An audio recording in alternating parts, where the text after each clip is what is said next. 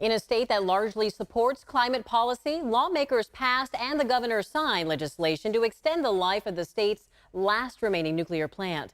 The argument, someone has to keep the lights on. Political reporter Morgan Rynor explains how the debate came on the forefront of the state facing a historic heat wave and talk of rolling blackouts growing more imminent. In the final hours of the legislative session last week, there are a few times where you feel more frustrated as an elected official than when you're getting a call saying the lights might be going out. Extending the life of the Diablo Canyon nuclear power plant took center stage. What you saw in the last few days of session was really Gavin Newsom using his political muscle and being aided by the fact that with our record-setting heat wave, there's this concern about blackouts this week and going forward.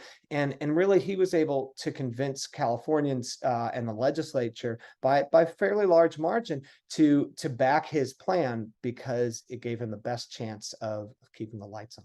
UC San Diego political science dean Thad Kauser said California politicians found themselves in a hard place. The canyon supplies nearly 10% of the state's power. You don't notice and thank government when you plug in your light and it goes on, but when you plug in your light and it doesn't go on, you blame government. And that was never more clear than with Gray Davis, right, whose recall really came down to the rolling blackouts across the state and the high prices of energy. The governor signed the bill. The life of the Diablo Canyon could now extend to 2030, but there's one more deadline in the way. The application to get the federal funds to be able to do the loan for the deferred maintenance and upgrades to keep the plant running is September 6th. The canyon, part of a larger package of environmental bills the governor introduced at the end of the legislative session. Yeah, the governor, rarely gets everything he wants, but the governor is the #1 political figure in California. So